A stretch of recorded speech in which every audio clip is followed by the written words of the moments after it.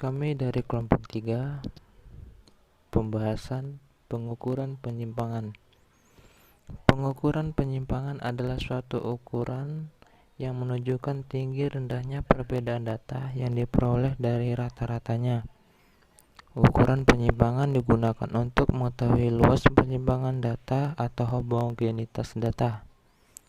Dua variabel yang memiliki mean sama belum tentu memiliki kualitas yang sama, tergantung dari besar dan kecilnya ukuran penyebaran datanya. Ada beberapa macam untuk ukuran penyebaran data, namun yang umum digunakan adalah standar deviasi. Macam-macam ukuran penyimpangan data adalah 1. Jangkauan atau range.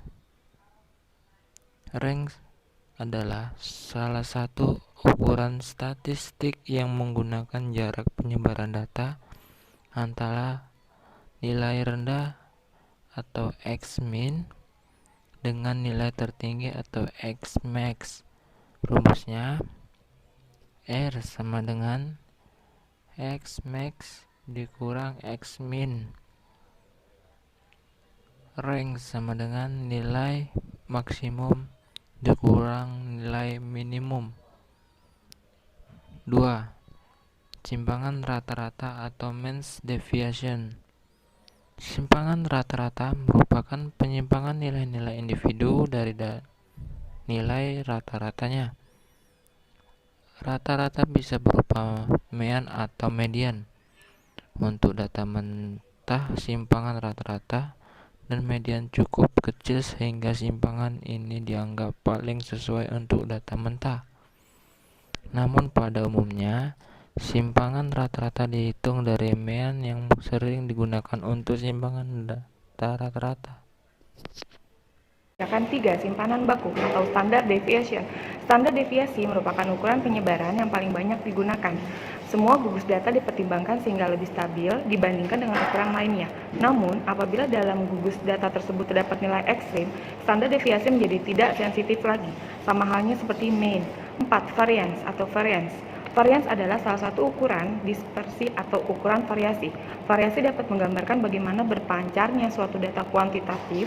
Variance diberi simbol sigma kuadrat untuk populasi dan untuk S2 sampel. Selanjutnya kita akan menggunakan simbol S2 untuk variance karena umumnya kita hampir selalu berkutat dengan sampel dan jarang sekali berkecimpung dengan populasi. Rumus varian atau ragam data tunggal untuk populasi. Kelima, coefficient variasi, coefficient of variation. Koefisien variasi merupakan suatu ukuran variasi yang dapat digunakan untuk membandingkan suatu distribusi data yang mempunyai satuan yang berbeda. Kalau kita membandingkan berbagai variansi atau dua variabel yang mempunyai satuan yang berbeda, maka tidak dapat dilakukan dengan menghitung ukuran penyebaran yang sifatnya absolut. Selanjutnya kita akan membahas mengenai mean, modus, dan median. Yang pertama mean. Apa sih mean itu atau apa sih pengertian dari mean itu sendiri? Mean merupakan jumlah nilai data dibagi dengan nilai observasi atau banyaknya individu.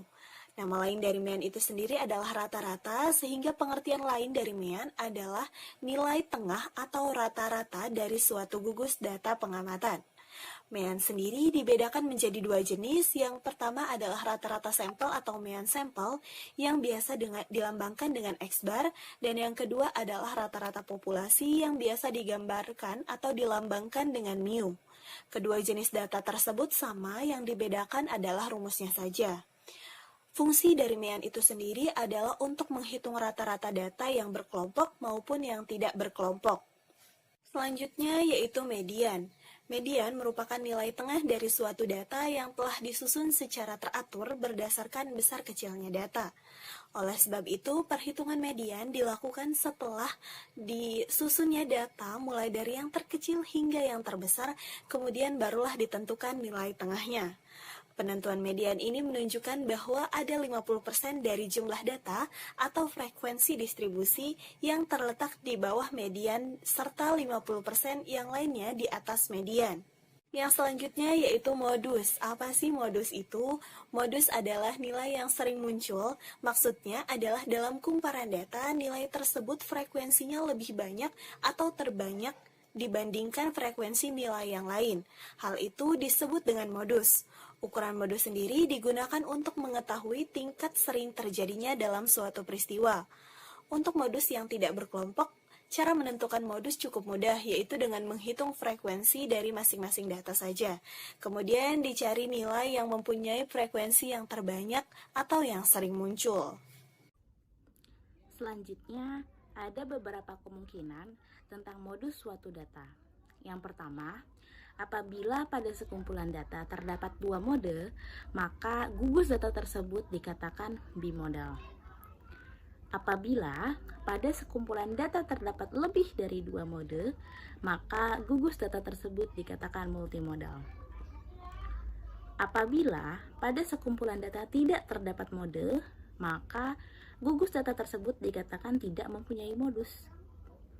Meskipun suatu gugus data mungkin saja tidak memiliki modus, namun pada suatu distribusi, data kontinu modus dapat ditentukan secara analitis. Untuk gugus data yang distribusinya simetris, nilai mean, median, dan modus semuanya dinyatakan sama. Untuk distribusi miring ke kiri, urutannya mean, median, modus. Untuk distribusi miring ke kanan, urutannya mean, median, modus. Selanjutnya, ada rata-rata ukur atau geometrik mean. Untuk gugus data positif X1, X2, sampai ke Xn, rata-rata geometrik adalah akar ke N dari hasil perkalian unsur-unsur datanya.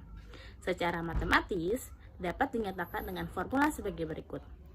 U sama dengan X1, X2, X3, sampai ke Xn, di mana U rata-rata ukur atau rata-rata geometrik, dan N banyaknya sampel. Rata-rata geometrik sering digunakan dalam bidang bisnis dan ekonomi untuk menghitung rata-rata tingkat perubahan, rata-rata tingkat pertumbuhan, atau rasio rata-rata untuk data berurutan tetap atau hampir tetap untuk rata-rata kenaikan dalam bentuk persentase. Statistik ukuran letak atau praktil. Ukuran letak suatu rangkaian data adalah ukuran yang didasarkan pada letak ukuran tersebut dalam suatu distribusi. Ukuran letak dinyatakan dalam fraktil. Fraktil adalah nilai yang membagi data yang berurutan menjadi beberapa bagian, di antaranya kuartil, desil, perseptil. Rumus mencari nilai kuartil, desil, dan perseptil pada data tunggal tidak sama dengan rumus mencari nilai kuartil, desil, dan perseptil pada data kelompok. 1. Kuartil data tunggal.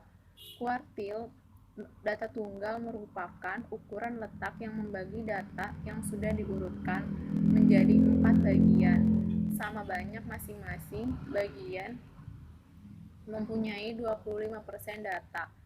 Kelompok data memiliki 3 kuartil, yakni kuartil bawah Q1, kuartil tengah atau median Q2, kuartil atas Q3. Rumus mencari nilai kuartil atau data tunggal dibedakan menjadi 2 kasus, yakni untuk mencari jumlah data genap dan untuk mencari jumlah data genap. Yang kedua yaitu desil data tunggal.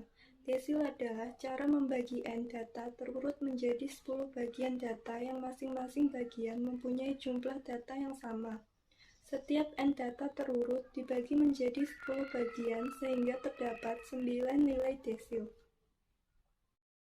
Rumus desil data tunggal yaitu D1 sama dengan data keip N plus 1 per 10. Yang ketiga yaitu persentil data tunggal. Persentil diambil dari kata persen yaitu per 100, sehingga persentil merupakan pembagian N data terurut menjadi 100 bagian sama banyak. Dari 100 bagian yang dibagi sama banyak, tersebut dibatasi oleh 99 nilai persentil. Rumus persentil data tunggal yaitu P1 sama dengan data ke N plus 1 per 100. Sekian presentasi dari kelompok kami. Saya mengucapkan terima kasih. Wassalamualaikum warahmatullahi wabarakatuh.